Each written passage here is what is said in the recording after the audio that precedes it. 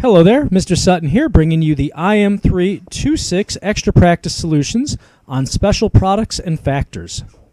For this one, we're trying to simplify this binomial. So let's go ahead and put this in the format of a squared minus 2ab plus b squared. That's what we do when we see an a minus b squared situation. So a squared, that's going to be 3x squared. That's going to be 9x squared. And then for the middle term, we have to multiply the 3x and the negative 5 together and double that. So that's going to be negative 15x doubled, so negative 30x.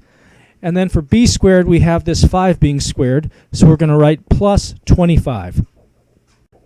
To simplify and expand this binomial, this a plus b squared, we're going to put it in the format of a squared plus 2ab plus b squared. So a squared, that's 2x squared, so that's going to be 4x squared. And then for 2ab, we're going to multiply these together and double it for the middle term. So 2x times positive 7 is 14x. Doubling that for this 2 here gives us 28x. And then b squared is 7 squared, so plus 49. On this one, we're trying to simplify something in the format of a minus b, a plus b. So that's going to have the form of a squared minus b squared. So for a squared, we've got x squared. And for b squared, we've got 9 squared. So we're going to have minus 81. On this one, we're trying to simplify something in the format of a plus b squared. So the answer is going to have the format of a squared plus 2ab plus b squared. So for a squared, we're squaring that first piece, 2x to the 7th. So that's going to be 4, and then we'll have x to the 2 times 7, so x to the 14th. And then for the 2ab in the middle, we have to multiply these terms together and double all of that. So we've got 2 times 11 is 22. X to the 7th times x to the 4th, we add the exponents, that's x to the 11th. And then we have to double 22, x to the 11th, so that's going to be plus 44, x to the 11th.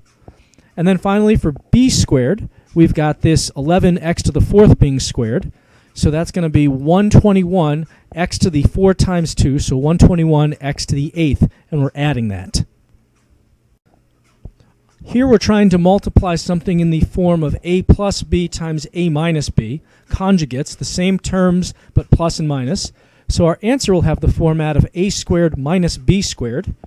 For a squared, we've got x cubed being squared, so that's going to be x to the 3 times 2. We multiply the exponents. That's x to the 6th. And then for b squared, that's 7x being squared. So we're going to square the 7 and the x to get 49x squared, and that is being subtracted. For this one, we're simplifying something in the format of a minus b squared. So that's going to expand to a squared minus 2ab plus b squared. That's the format of our answer. For a squared, we've got the first thing squared, so x squared. For 2ab, we have to multiply these things together and double it. So that's going to be, let's see here, negative 10x being doubled is negative 20x. And then finally for b squared, that's 10 squared, so we're going to do plus 100.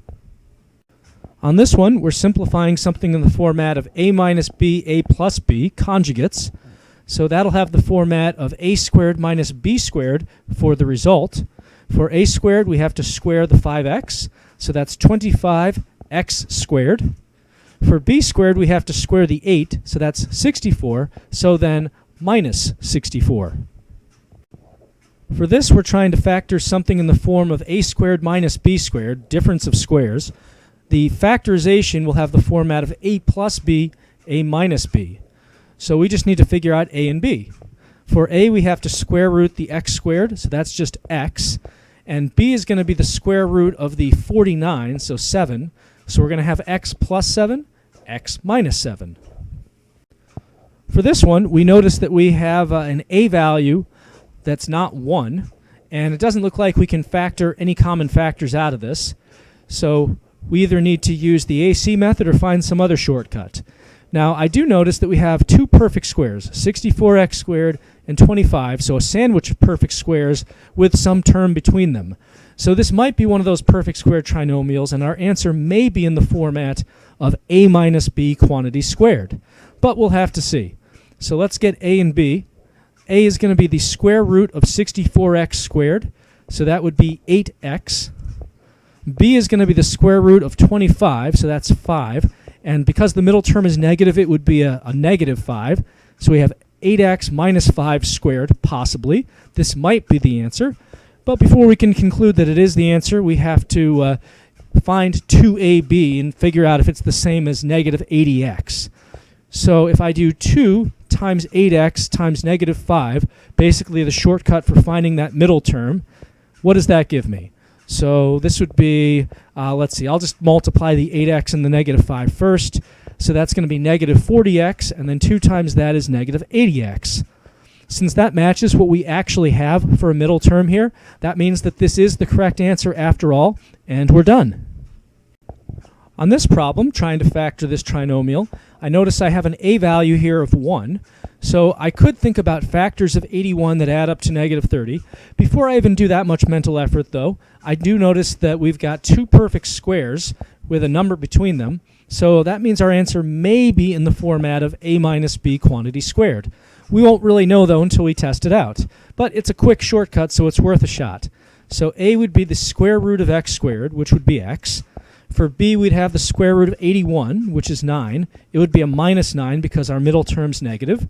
So we would have x minus 9 quantity squared. And then let's double check if we do 2ab, multiply these together and double it, do we get negative 30?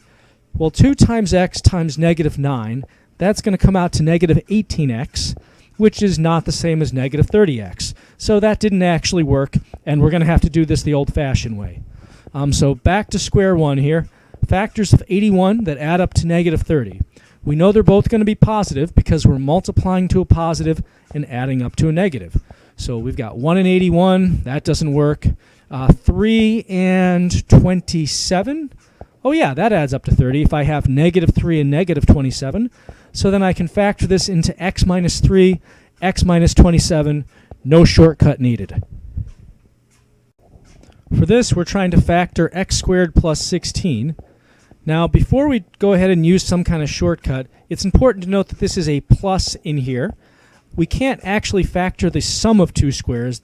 If this were a minus, we would have x plus 4, x minus 4. But since it's plus, we can't factor it at all, and this is a prime expression. To factor this one, we notice that we have an a value of 1, so we could ask for factors of 100 that add up to 20. But since we have two perfect squares with a number between them, we might as well check out the shortcut a plus b squared. This might be one of those perfect square trinomials, perfect square sandwiches. So for a, we would have the square root of x squared, so x. For b, we have the square root of 100, 10, and it would be a positive 10 because our middle term is positive as well. So x plus 10 quantity squared. And then let's just double check. If I do 2 times x times 10, do I get 20x? I do. 2x times 10 is 20x. So that means x plus 10 squared is our answer. To factor this expression, it's important to note that we have two perfect squares with a minus between them. So if we have a squared minus b squared, our answer will be in the format of a plus b, a minus b. We just have to find a and b. For a, we have the square root of 64x squared. That's going to be 8x. For b, we have the square root of 49, which is 7. So we're going to have 8x plus 7 and 8x minus 7. Trying to factor this one, we notice we have an a value out front that is not 1. So let's try taking out a common factor since we don't have any other shortcuts staring us in the face. If I take out, let's see, I can take a 4 out of all these, a negative 4. So that would leave me with x squared plus 6x plus 9. And I see in here that I've got, I could factor this without using any shortcuts, but I also could say, hey, I've got a perfect square, another perfect square, and a number between them. Maybe this is that whole a plus b squared shortcut staring me in the face. Let's check it out. A would be the square root of x squared. And by the way, this negative 4 is coming down here.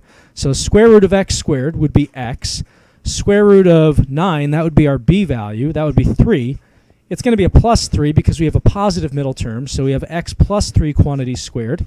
And all we have to do is mentally check to see if x times 3 doubled gives us 6x. So 2x times 3 is going to be 6x, so that means this does end up being our answer.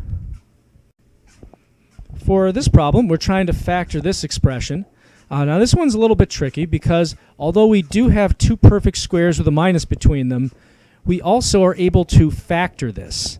And if we don't take out a common factor in the very beginning, we're going to have to do it later on. In order to factor completely, we can't have any common factors in any of our other factors. So what's the biggest thing that goes into 36 and 16? Well, that would be 4. If I take a 4 out of all this, I've got 9x squared minus 4. And I still have two perfect squares with a minus between them, but notice they're smaller perfect squares than we started with. So I can use the a plus b, a minus b shortcut here. Square root of 9x squared, that'll give us the a value. That's going to be 3x, and by the way, we still have that 4 hanging around, so we have a 4 and a parentheses 3x. Now we have to do the square root of 4 to get the b value, so that's going to be 2, so we'll have 3x plus 2 and 3x minus 2. Now, if you just did this in the very beginning and got 6x plus 4 and 6x minus 4, you'd still have to factor a 2 out of each of those parentheses, which would end up giving you this 4 if you multiplied those together.